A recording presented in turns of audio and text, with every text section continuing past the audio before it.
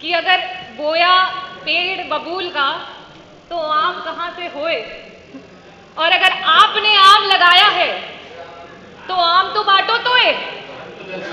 अगर आपने आम लगाया है तो आम तो बांटो तोए, और खट्टा आम बता करके भाग न जाना कोई। मैंने एक आर्टिकल पढ़ा जिसमें लिखा हुआ है कि बिजली विभाग के द्वारा 4000 किलोवाट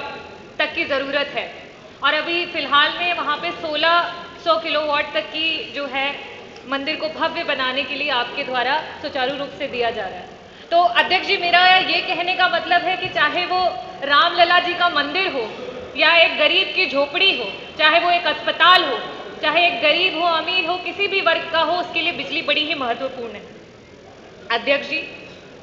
जब भी जनता के महत्वपूर्ण मुद्दों पे सवाल होते हैं तो बार बार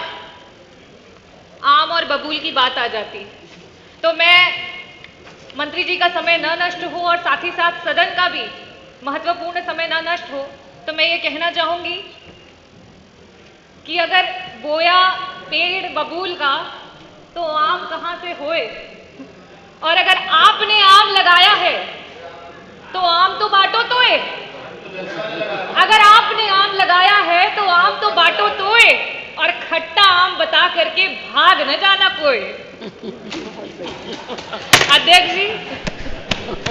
बार बार आम बबूल की बात करते हैं, तो अगर आपने आम लगाया है तो आप आम बांटिए तो सही। और साथ ही साथ बिजली विभाग की कुछ परियोजनाओं की बात करूंगी, जो कि अभी मैंने देखा और अभी मंत्री जी कह भी रहे थे कि आपने थर्मल प्लांट्स और हाइड्रो प्लांट्स की बात की। घाटमपुर के यूनिट 1, 2 और 3 जिसकी आपने डेट दी कि आप 31 मार्च 2023, जुलाई 2023 और नवंबर 2023 में उसको शुरू करेंगे। ओबरा सी में यूनिट 1 और 2 की बात करें कि फरवरी 2023 और अक्टूबर 2023 में उसको शुरू करेंगे। जवाहरपुर की बात करें कि आप मार्च 2023, और पनकी के लिए भी आपने बोला था कि 31 अक्टूबर 2023 तक आप उसको शुरू करेंगे। हाइड्रो प्लांट्स की आपने बात करी तो आपने वहां पे कहा कि आप मार्च 2023 तक और अगस्त 2023 तक आप जो आपका सुबसिरी हाइड्रो प्लांट है उसको शुरू करेंगे, और प्रभाती को आप दिसंबर 2023 तक करेंगे। और साथ ही साथ आपने ये भी ऐलान कर दिया कि जो आपका भारत कोलिंग कोल लिमिटेड है उसकी खदान में जो कोयला है आप वो महानदी कोल लिमिटेड से लेके आ रहे हैं, जिसकी वजह से आपको 400 करोड़ तक का फायदा हो रहा है। तो अध्यक्ष जी, मेरा बड़ा ही स्पष्ट सा सवाल है, और मैं आकांक्षा करती हूं कि जनता को और साथ ही साथ सदन में बैठे हुए प्रतिनिधियों को बड़ा ही स्पष्ट जवाब भी आएगा। मेरा पहला प्रश्न आपसे ये है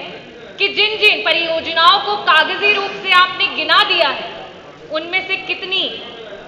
आपके प्लांट सुचारू रूप से आज काम करने लगे हैं, और साथ ही साथ 400 करोड़ का अगर आपको प्रतिवर्ष मुनाफा हो रहा है तो क्या अब आप आम जनता को खिलाएंगे? और जिस तरीके से चाहे वो दिल्ली की सरकार हो या राजस्थान की सरकार हो, उन्होंने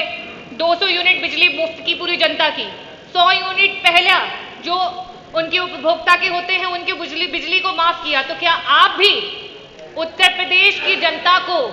मुफ्त 300 यूनिट बिजली देने के लिए तैयार हो चुके हैं? मेरा दूसरा प्रश्न ये है कि आज चाहे वो सीनियर सिटीजन हो,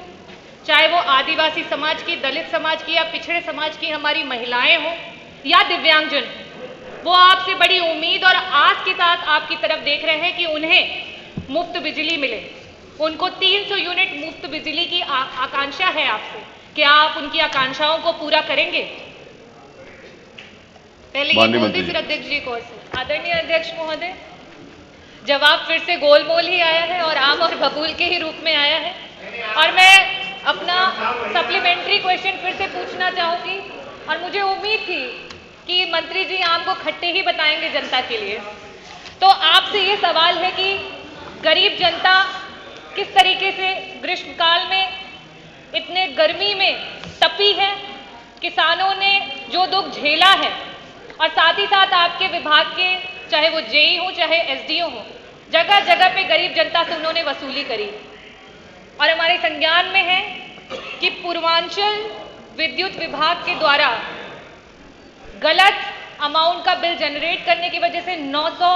करोड़ का घोटाला भी सामने आया है। तो मैं मंत्री जी आपसे ये पूछना चाहूंगी कि इस तरीके के कितने मामले आपके सामने आए हैं जिसमें पहले बिल को बढ़ाया गया है और उसके बाद उन बिलों को चेंज किया गया है, जिसकी वजह से इतना बड़ा घोटाला आपकी सरकार में हुआ है।